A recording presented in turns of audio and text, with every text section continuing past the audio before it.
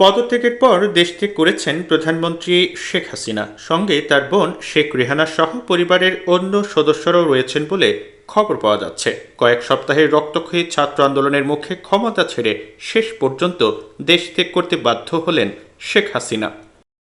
শেখ হাসিনার পদত্যাগ ও দেশ ছাড়ার খবর ছড়িয়ে পড়তেই আনন্দ উল্লাসে মেতে উঠেছে ছাত্র জনতা। এসব খবর ঝড় তুলেছে বিশ্ব মিডিয়ায়।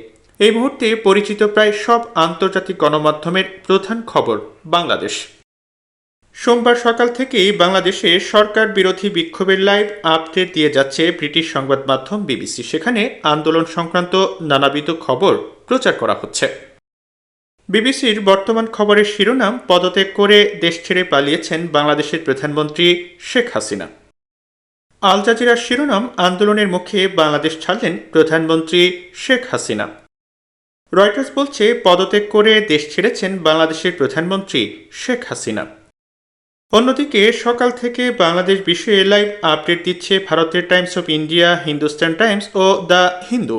এসব সংবাদ মাধ্যমের হোম পেজে প্রধান খবর হিসেবে উঠে এসেছে বৈষম্য বিরোধী ছাত্র আন্দোলন এবং শেখ হাসিনার পদত্যাগ। বিবিসি বাংলা জানিয়েছে, শেখ হাসিনাকে বহনকারী একটি হেলিকপ্টার ভারতের আগরতলার উদ্দেশ্যে রওনা দিয়েছে। হাসিনার ঘনিষ্ঠ একজন ব্যক্তি বার্তা সংস্থা এএফপিকে জানিয়েছেন, তিনি এবং তার বোন গণভবন ছেড়ে নিরাপদ আশ্রয়ে চলে গেছেন।